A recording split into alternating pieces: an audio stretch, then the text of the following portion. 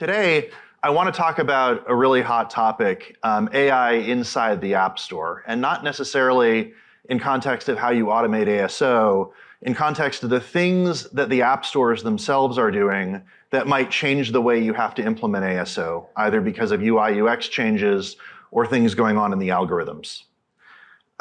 First, hello, just a little bit about me for those who don't already know. I've been in the mobile space for a very, very long time. We founded Gummicube in 2010, so in a literal sense, we've been doing App Store optimization for the last 15 years.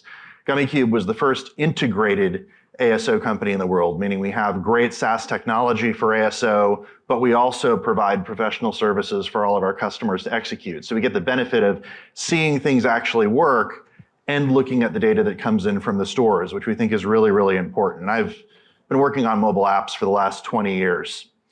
In 2022, we actually merged with a company called Airship because together what we help people do is optimize across the entire user journey. So you can optimize from acquisition in the store to your marketing channels, all the way to A/B testing your onboarding flows if you want to optimize how users behave inside your app. And we're really the only ASO company that can talk that way. Not a lot of ASO companies understand what happens after people download, and I think that's a really important thing to understand as well. So at Gummicube, we have always believed ASO is not really just app SEO. At the end of the day, the App Store and the Play Store are merchandising engines. They are designed to collect data, like your impression data, download data, search information, to understand where your app is relevant in the store and to understand which audiences your app is relevant for. So they merchandise your app in the right places. The idea that this is simply a process of targeting a term or a set of terms and that's what you track and rank for is really not a correct concept. And that's something that's important that we really want to talk about all the time because there's a lot more that goes on under the hood in terms of how Apple and Google treat your app. We think of metadata and a lot of the inputs for ASO is really just a suggestion, right? Metadata is just showing a merchandising algorithm where to learn and where to start A/B testing for your relevance in the store. Your ranking is largely based on how well you convert for those terms that share similar audiences. And so, this is really, if I have to give you an analogy, a lot more like optimizing for Amazon e-commerce than optimizing for web search. A lot of time we talk to folks experienced in web SEO, and a lot of the concepts they might apply to their websites aren't really the same concepts that you might apply to the App Store and Play Store. Now, we've been doing this for a long time, but we know that AI is really going to change the structure of search, particularly based on some of the things that Apple has been announcing at the Worldwide Developer Conference. The first thing that I want to do to set the stage is just help people understand, how do people convert inside the App Store? Well, at the end of the day, a lot of people think about conversion on the store listing, but what's actually happening is people are scrolling the search results like it's TikTok. And they're looking at your app for maybe 5 or 6 seconds, and if they decide they like what they see on those first 3 screenshots, they tap the Get button and initiate a download. They're not going to your store listing to learn more. They're not going to research. They're downloading from that search interface. So what happens in that search interface has an outside impact on how users convert and which apps users actually download. And that brings me into App Store tags, right? These were announced at Worldwide Developer Conference, and these tags are going to appear within the search result, within that presentation layer for most apps.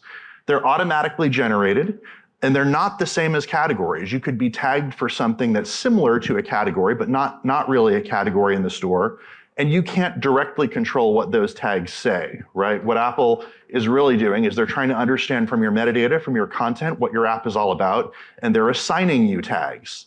So metadata is becoming very important in this kind of at-a-glance way that users are getting to understand what your app is all about, and knowing that these users who are searching are not going to be going to your big description, reading kind of what your app is all about, learning more. Tags are going to influence your conversion rate within search. Now, when you think about how users convert, right? About 80% of users, based on what we have observed, actually trigger their installs from that search UI who are organic. It's a really, really big number. So what I said earlier about users scrolling like it's TikTok, giving your app about 5 or 6 seconds, That's about 80% of your audience. Now, if you're running Apple search ads or you're in charge of Facebook advertising, you're driving traffic from your website, of course those users are going to go to a store listing page. But if you're focusing on optimizing for what's going on inside the store, it's actually a different set of variables that you have to think about. One thing that we have always optimized for are phrases or keyword combinations. One of the things that Apple is doing within their stores, almost validating the way that we've always seen ASO, is allowing people to build keyword combinations. They type a word, then they can tap another word, build a phrase, and it produces a new search result for them. So it's a way of having very active discovery in the store. One of the things that we noticed about this, though, which is interesting, is that the result you get from building a keyword combination is not the same result you get for doing a direct query on those phrases. It's slightly different in terms of what appears in the search result. So what's happening here is Apple is trying to understand what you're relevant for. They're presenting those particular words that are related to the core term a user searches for, and then they're producing a new result based on how users interact when they build those words. So when you think about how you rank, it's not just how you rank for that phrase, it's how you rank for the way that users get to that phrase and how you convert for the way users get to that phrase, which is now unique in the App Store. The other thing that's interesting that Apple is doing is natural language search. That's something that's being rolled out in English app stores around the world, US first, as usual. And the interesting thing about searching like you speak is that phrases are going to become really important, but not just phrases, the types of questions, the types of statements that you make to a ChatGPT or a Gemini are going to become a new way users search inside the store. And we think that that has the potential to disrupt search in a lot of ways from a marketing perspective and a user perspective, because you're no longer really directly targeting a search term you know about. Instead, what you're trying to do is figure out what search term Apple might be associating with what people are talking about when they make that query. So our job at Gummicube is figuring out, okay, if someone asks a question or if someone makes a statement, what keyword is Apple relating to that statement? And how do we make sure you're ranked within that ecosystem of keywords so that you appear where you need to appear? Again, this moves away from the thought of like direct targeting. I'm taking 10 keywords, I'm tracking those 10 keywords, and more into the realm where Gummicube has always worked. It's e-commerce, right? What are the cloud of keywords that you need to rank for that you might appear in related to how users might be asking for your app?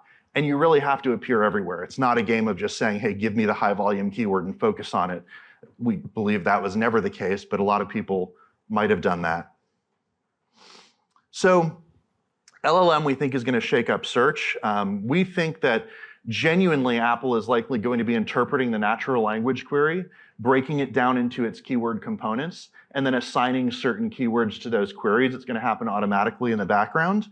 And relevance across audiences is going to be really important. How you convert within search across similar terms is going to be really important in determining whether Apple prioritizes you for those results. So it's no longer just what is your impression to tap rate with a query, it's what is your impression to tap rate across all the related queries that could be tied to one of these triggers that people are searching for. At Gummicube, we've always believed in the value of middle-class terms. And what I mean by that is moderate volume keywords make up 50 to 60% of search queries in the store. It's not just people searching for brands that they already know and care about. Search in the store, particularly for millennials and Gen Z, has in a lot of cases replaced search on the web. Right? People are on their phones, they're on their tablets, they're not on their laptops, they're not browsing Chrome, and they're looking for a native app-based experience. So when people are looking for hot shoes or things to buy for Christmas, they actually search for that in the App Store. And they're looking for apps that are going to be promoting things that are relevant to what they're searching for. This is a store window, right? If you're a retailer and it's Christmas time, and you're still advertising fall gear on your screenshots, that's not a good thing, right? That needs to be updated. The other thing is we've also noticed an external trend, right? LLM app referral is here, meaning we're starting to see more and more people searching within ChatGPT or Gemini outside the store, and those LLMs are recommending apps. But when they recommend apps, what's interesting is they don't send you to the App Store.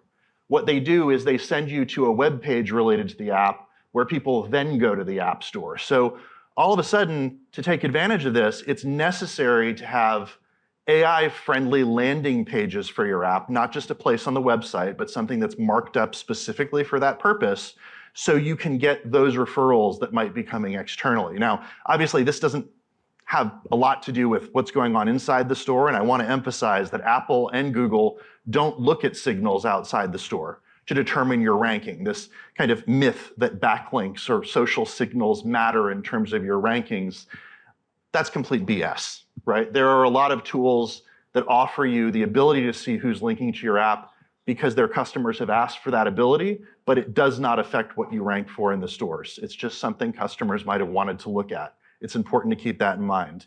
That hasn't changed here.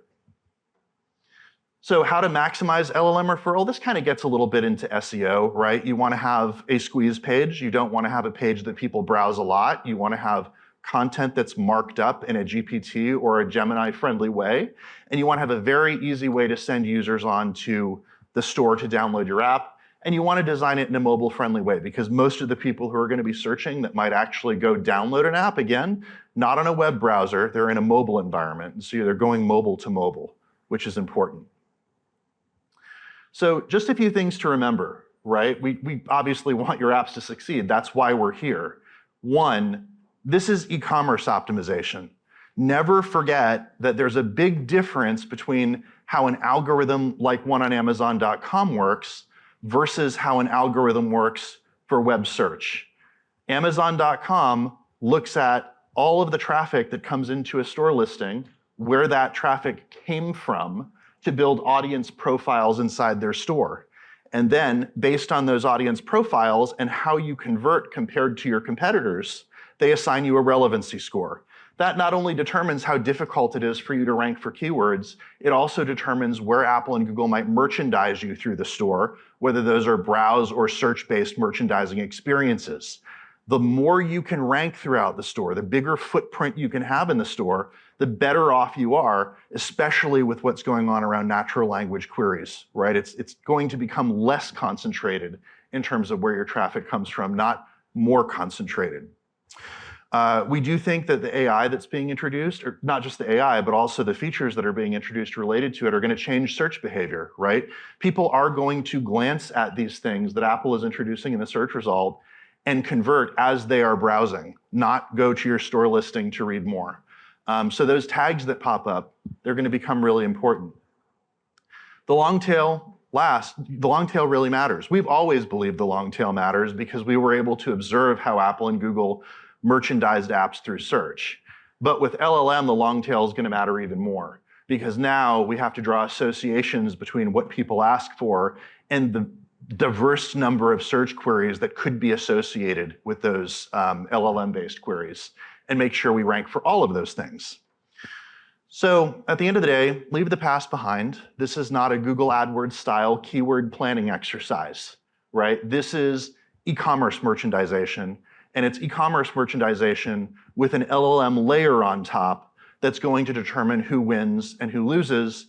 The more you rank for is better, the better you convert within search is better, and focusing on how you create an experience that will get users to tap as they're browsing the store, not just how your store listing performs, is really, really important.